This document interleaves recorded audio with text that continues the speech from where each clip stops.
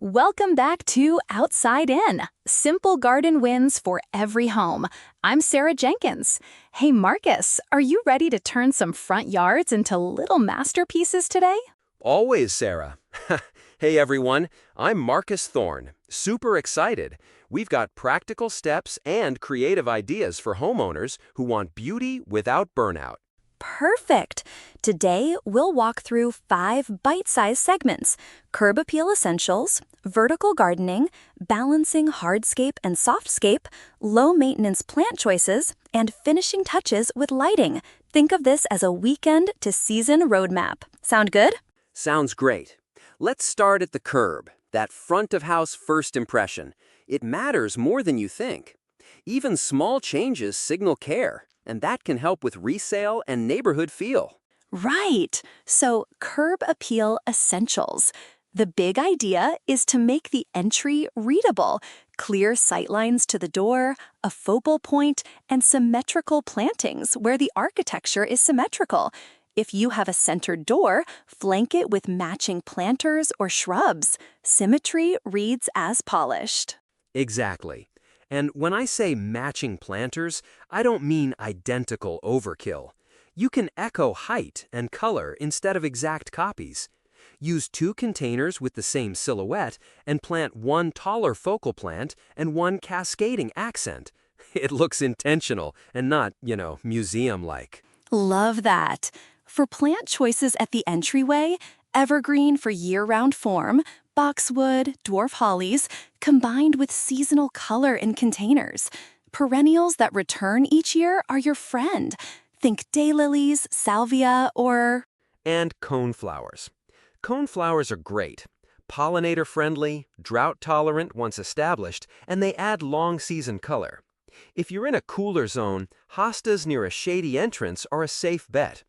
The key when planting beds is repetition. Repeat a plant or color 3 times on the front to tie the space together. 3 is the magic number. Quick DIY tip: mark out your beds with a garden hose before you dig. Step back, look from the sidewalk, and adjust curves so paths look natural. And paint or refresh the front door color. It's like a smile for the house.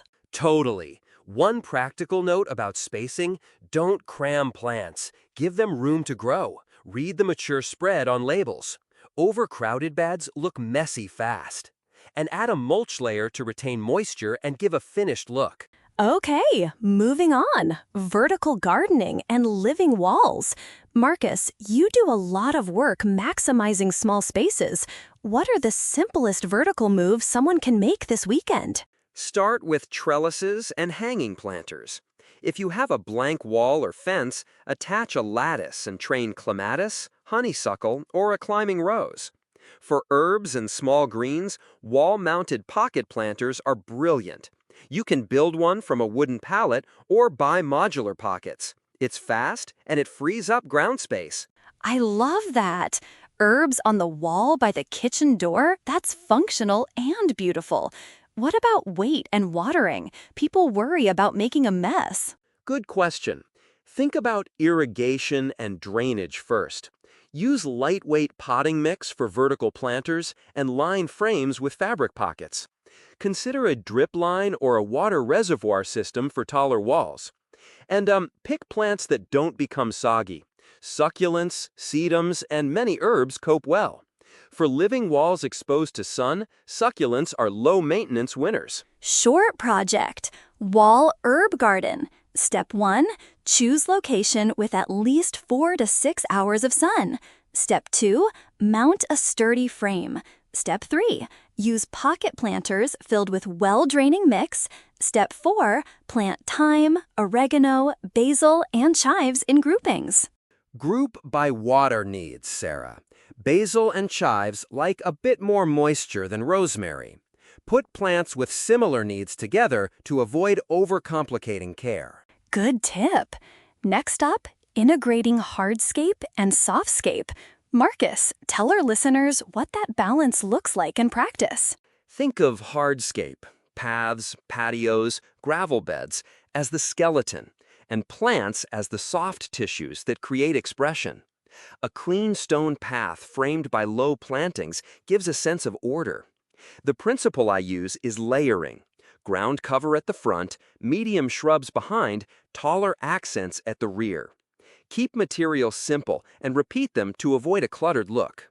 And for homeowners worried about maintenance, use permeable surfaces where possible. Gravel with stepping stones or permeable pavers helps with drainage and reduces lawn area to mow. Also, defined bed edges. A crisp edge makes even modest plantings look intentional. Edge materials can be as simple as metal edging or as classic as a low stone border. When you're designing a path, consider how it approaches the door. A gentle curve signals invitation. Straight lines feel formal. Curves feel relaxed. Both are great, just be deliberate. Okay, listeners, here's a little case study. A friend had a narrow side yard and installed a 3-foot wide gravel path with stepping stones and a low boxwood hedge. They added a few tall ornamental grasses as accents. It cost less than a full patio, but visually it read like an intentional room. People loved it. Small footprint, big impact. And those ornamental grasses? Minimal care, seasonal interest, movement in wind. Which brings us to low-maintenance beauty, the fourth segment. Yes, this one's for busy homeowners who still want year-round appeal. Marcus, how do we choose plants that thrive without constant attention? Start by choosing native and drought-tolerant plants adapted to your local climate. Native species are usually more resistant to pests and need less supplemental water. Group plants by water needs, that's called hydrozoning, and use drip irrigation if you can. Also, favor perennials over annuals for long-term returns. Examples for a typical temperate yard: coneflower, black-eyed Susan, sedum, ornamental grasses, and native lavender or salvia. For shady spots, hostas and ferns are classics, and mulch again. It suppresses weeds and helps soil life. A couple of quick maintenance hacks. Prune at the right time, early spring for most shrubs, late winter for grasses if you prefer to leave seed heads for birds. And divide perennials every few years to keep them vigorous. And resist the urge to over-fertilize. That often makes plants floppy and needy. Listeners, you can get a beautiful, low-care garden by choosing the right plants and being strategic with placement. Now, final segment, lighting and finishing touches. Marcus, what's the secret to making the garden sing after dusk? Layered lighting. Use path lights for safety, uplights to highlight trees or architectural features, and soft accent lights in planter areas. Solar lights have come a long way. They work well for many homes and are easy to install. Place lights low to avoid glare and aim them to create pools of light, not stadium effects.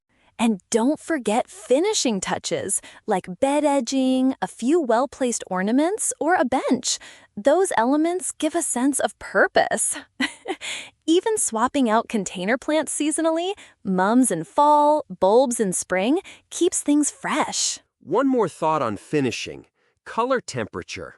Warm white lights, about 2700 to 3000 K, are flattering and cozy. Avoid very cool, bright whites on residential landscapes. They feel harsh. And if you're using solar lights, position them where they get full sun during the day. Otherwise, they'll be dim at night.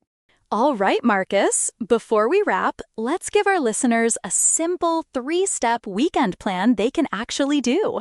Step 1. Walk your property and photograph the front from the street. Look for the main focal point and any clutter. Step 2. Pick one small project. Refresh 2 entry planters, add a trellis, or install 3 path lights. Step 3. Pick plants. 2 evergreens for structure and 2 perennials for color, and lay down 2 inches of mulch. Yes, and here's a bonus. Sketch a rough plan on a napkin. Measure roughly, note sun exposure, and list plants by height. If you want, send us a photo. We love hearing about listener projects. Marcus, can we handle submissions? Absolutely. We'll pick a few to discuss on the next episode and give quick feedback. And remember, landscaping is iterative. Small, thoughtful changes add up and are less overwhelming than one massive overhaul. So true. Any last calming words for listeners who feel intimidated? Start with a container. It's one of the fastest ways to build confidence. You can move it, tweak the plants, and see instant results. Gardening is a practice, not a test. Beautifully said. Okay, friends, thanks for joining us on this calm little design journey.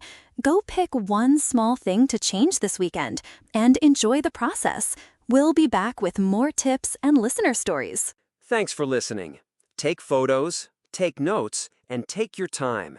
Your yard is an extension of home. Make it feel like one you love. See you next time. Bye for now. Happy planting!